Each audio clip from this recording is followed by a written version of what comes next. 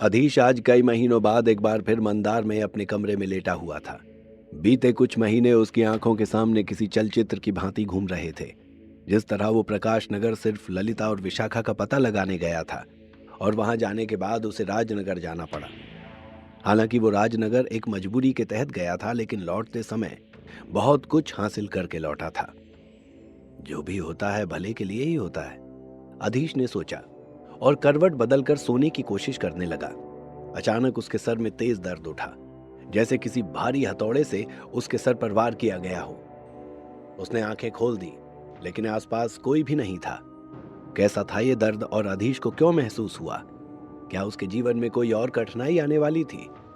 दर्द इतना तेज था कि अधीश ना तो सो पा रहा था, ना ही कुछ सोच पा रहा था।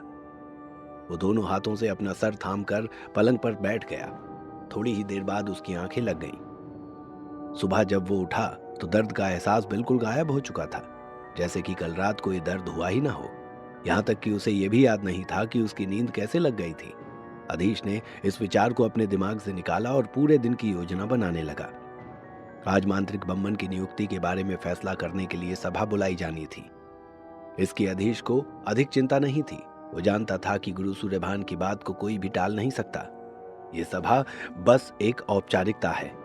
नित्य क्रियाओं से निपटकर वो सीधा गुरु सूर्यभान के पास पहुंचा। वे पहले से ही अधीश की प्रतीक्षा कर रहे थे। अधीश ने कहा, आगे के लिए क्या आदेश है गुरुजी?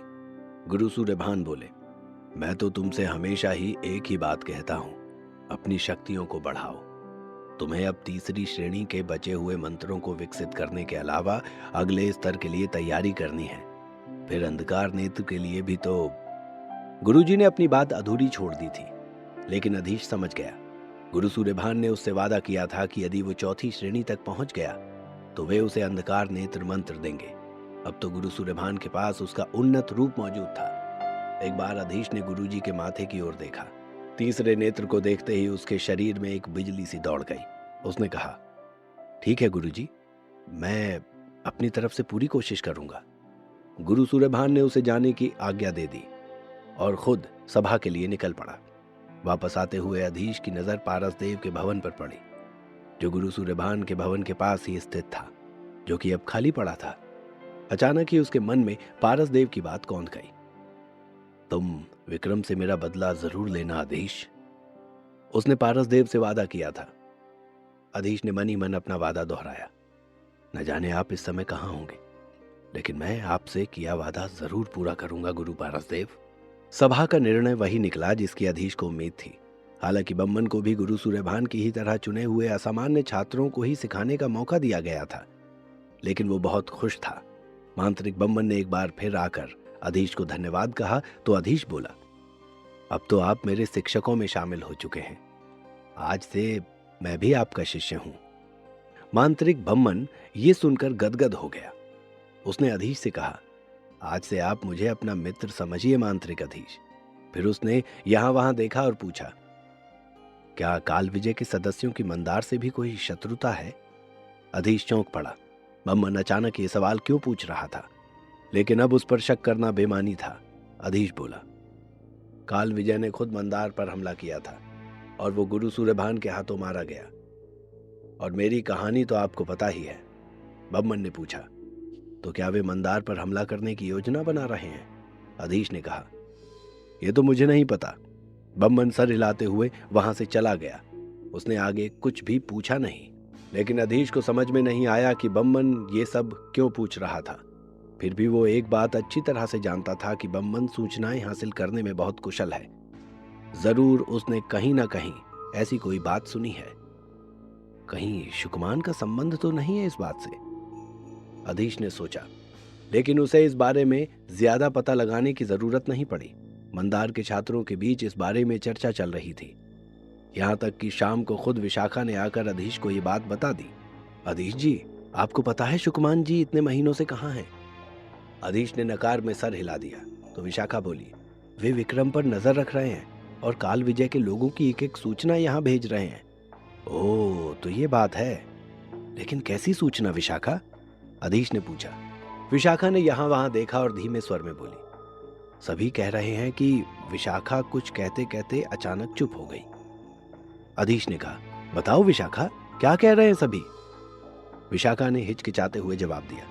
सब कह रहे हैं कि गुरु सूर्यभान की वजह से मंदार को काल विजय का हमला झेलना पड़ा और अब उनके शिष्य की वजह से विक्रम। अधीश आगे की बात समझ गया और तेज कदम बढ़ाता हुआ वहां से चला गया। उसने विशाखा से आगे कुछ भी नहीं पूछा और उसे जरूरत भी नहीं थी, लेकिन रह रहकर उसे अपने आप पर क्रोध आ रहा था। इस विक्रम को तो मैं सबक सिखाकर ही रहूंगा, लेकिन अब की बार युद्ध भूमि मंदार नहीं बनेगी। अब की बार मैं उसे उसके घर में जाकर ही युद्ध के लिए ललकारूंगा।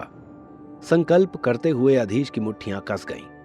वहां से वो सीधे साधन भवन गया और कुछ आवश्यक सामग्री इकट्ठी करके अपने कमरे में आ गया। अब उसे गहरे अभ्यास और एकांत की जरूरत थी। उसने बैठकर सारी योजना बना ली कि कब कौन सा मंत्र तैयार करना है और कब तक वो विक्रम से युद्ध के लिए पूरी तरह तैयार हो जाएगा। काम निपटाकर वो जैसे ही सोने के लिए गया, अचानक सर में वैसा ही तेज दर्द उठा जैसा पिछली रात हुआ था। अधीश परेशान हो उठा, लेकिन फिर से उसकी नींद लग गई और आंख अगली सुबह ही खुली। अगली सुबह उसने सबसे पहले गुरु सूर्यभान को जाकर ये बात बताई। गुरुजी, 2 दिनों से मेरे सर में भयंकर दर्द होता है, जैसे किसी ने हथौड़े से भारी चोट की हो।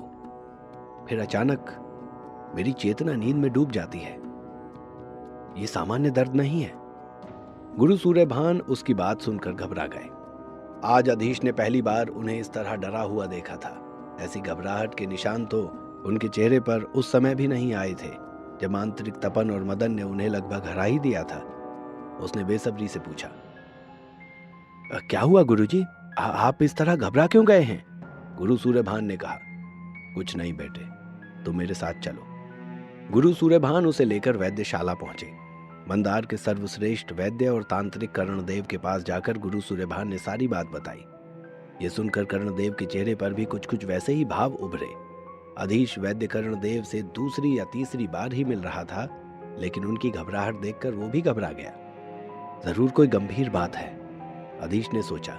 कर्णदेव ने गहरी नजरों से गुरु सूर्यभान की ओर देखा, फिर अधीश से पूछा, क्या कभी तुम्हारे सर पर गहरी चोट लगी थी? अधीश ने ना में सर हिलाते हुए कहा, ऐसी तो कोई चोट मुझे कभी भी नहीं लगी गुरुजी। कर्णदेव ने कहा, ठीक से याद करो बेटे, कभी किसी ने तुम्हारे सर पर जोर से वार किया था? अब की बार कर्णदेव ने साफ साफ पूछा। अधीश ने अपने दिमाग पर जोर डाला, लेकिन ऐसी किसी भी घटना की याद उसे नहीं थी। अचानक उसे लेखनगर में हुई यह घटना याद आ गई। उसने जल्दी से कहा, गुरुजी, एक बार एक छोटी सी लड़ाई के दौरान एक मांत्रिक ने मेरे सर पर कील जैसी किसी चीज से वार किया था, लेकिन उस समय मुझे ज्यादा चोट नहीं आई थी। अधीश ने अपनी बात खत्म कर गुरु सूर्यभान की ओर देखा। उनके चेहरे पर चिंता की लकीरें स्पष्ट दिखाई दे रही थी। अधीश आगे बोला, आप तो मांत्रिक विशाल को जानते हैं ना गुरुजी? अधीश बोलता जा रहा था, लेकिन गुरु सूर्यभान का चेहरा सफेद पड़ चुका था। अधीश ने जब ये देखा तो वो भी चिंतित हो उठा। क्या बात है गुरुजी, अब सब ठीक है ना? गुरु सूर्यभान ने खाली आंखों से कर्णदेव की ओर देखा। उनका चेहरा भी ठीक उसी तरह सफेद पड़ गया था। फिर भी किसी तरह साहस बटोर कर उन्होंने कहा, सूर्यभान, मुझे माफ कर देना, सारी गलती मेरी है। अधीश का धैर्य अब चुकता जा रहा था। उसने पूछा, गुरुजी, कृपा करके मुझे भी बताइए कि हुआ क्या है? गुरु कर्णदेव कुछ शर्मिंदा से दिखाई दिए, फिर धीमे से सर हिलाते हुए बोले, बात अधिक पुरानी नहीं है अधीश। जब मंदार पर काल विजय के हमले का संकट आया था, उस समय सभी परेशान हो उठे थे और कई छात्रों को अपने अपने घर भेज दिया गया था। काल विजय के मरने के बाद जब सब कुछ सामान्य हुआ तो हम अपने अपने काम पर लौटे। उस समय मैंने पाया कि मेरा कुछ जरूरी सामान यहाँ से गायब है। उसी में एक मृत्यु कीलक भी था। मृत्यु कीलक? वो क्या होता है गुरुजी? अधीश ने पूछा। वो इस वस्तु का नाम पहली बार सुन रहा था। कर्णदेव ने कहा, तुम्हारे सर पर जो निशान बना हुआ है वो मृत्यु कीलक का ही है। विशाल ने तुम्हारे सर पर उसी कीलक से वार किया। न सिर्फ वार किया, बल्कि उस कीलक को वहीं छोड़ दिया। अधीश अब कुछ घबराया। जैसा कि नाम से ही स्पष्ट था, मृत्यु कीलक का प्रभाव घातक ही होना चाहिए। गुरु सूर्यभान ने कहा, और इसीलिए कई बार बुलाने के बाद भी विशाल वापस नहीं लौटा, न ही उसने हमारे किसी संदेश का जवाब दिया। ये कहते हुए गुरु सूर्यभान ने अपने सर को दोनों हाथों से थाम लिया। कर्णदेव ने अब अधीश की आंखों में झांकते हुए एक वैद्य के रूप में बोलना शुरू किया। यह कीलक पूरी तरह विकसित नहीं था, इसलिए इसका प्रभाव भी तुरंत दिखाई नहीं दिया। लेकिन कुछ भी हो जाए, आखिरकार ये एक घातक अस्त्र है। तुम्हारी मृत्यु निश्चित हो चुकी है अधीश। अधीश के कानों में गुरु कर्णदेव का एक एक शब्द खौलते तेल की तरह पड़ रहा था। फिर भी उसने अपने आप को बिल्कुल शांत रखा और धीरे से कहा, क्या इसका कोई तोड़ नहीं है गुरुजी? कर्णदेव ने निराश स्वर में उत्तर दिया, लगभग असंभव। दिव्य कलश ही इसका तोड़ हो सकता है, लेकिन उसे पाना बहुत मुश्किल है। दिव्य कलश का नाम सुनते ही अधीश के होठों पर मुस्कान आ गई। उसने अपने तमगे से माणिक का एक टुकड़ा निकालकर दिखाते हुए कहा, मेरे पास दिव्य कलश को खोजने का तरीका है गुरुजी। माणिक देखते ही कर्णदेव और सूर्यभान दोनों की आंखें चमक उठी। अब उन्हें विश्वास हो चुका था कि अधीश कोई साधारण मांत्रिक नहीं है। कर्णदेव ने उसे ढेरों आशीर्वाद और शुभकामनाएं दी। इसके बाद अधीश सीधा अपने कमरे में वापस आ गया। दिव्य कलश को खोजने से भी ज्यादा जरूरी काम है मेरे पास, और वो है विक्रम का संहार। मौत तो एक दिन सबकी आनी है, लेकिन शत्रु को जीवित छोड़ देने वाला मृत के ही समान है। ये सोचकर अधीश एक बार फिर भयंकर अभ्यास में जुट गया। चौथी श्रेणी तक के मंत्र सिद्ध कर लेने के बाद गुरु सूर्यभान ने उसे अंधकार नेत्र दे दिया। अधीश ने अंधकार नेत्र का विकास भी शीघ्र ही कर लिया और इस तीसरे नेत्र को अपनी दाईं हथेली में स्थान दिया। इसके बाद अधीश एक बार फिर मांत्रिक सुलोचन के साथ उस भवन में गया जहां निर्वात में मंत्र सुरक्षित रखे जाते थे। बहुत सी कठिन परीक्षाएं उत्तीर्ण करने के बाद उसे एक ऐसा अस्त्र मिल ही गया जिससे महान मांत्रिक को भी खत्म किया जा सकता था। हालांकि इस अस्त्र का प्रयोग वो सिर्फ एक ही बार कर सकता था, लेकिन अधीश के लिए यह काफी था। उसने विक्रम को युद्ध के लिए ललकारा। विक्रम तो इसी इंतजार में बैठा था, लेकिन युद्ध का स्थान अधीश ने चुना, मृत्यु सागर। युद्ध पर जाने से पहले जब अधीश गुरु सूर्यभान से मिलने गया तो उन्होंने अधीश को जीवन में पहली बार गले से लगाया। वे बहुत ही अधिक भावुक हो उठे थे। अधीश उन्हें एकटक देखे जा रहा था। गुरु सूर्यभान बोले, राजनगर में उस रात तुम जो प्रश्न मुझसे पूछना चाहते थे, मैं उसका उत्तर देना चाहता हूं। अधीश चकित हो उठा। गुरुजी को कैसे पता था कि वो क्या पूछना चाहता था? लेकिन जो उत्तर उन्होंने दिया वो और भी अधिक चौंकाने वाला था। गुरु सूर्यभान बोले, तुम्हें देखकर मुझे अपना छोटा भाई याद आता है अधीश, लेकिन अब तुम मेरे लिए उससे भी बढ़कर हो। अब जाओ, विजयी भव। अधीश ने आगे कुछ भी नहीं कहा। वो दिल ही दिल में अपने गुरु के लिए अथाह प्रेम और सम्मान की भावना महसूस कर रहा था।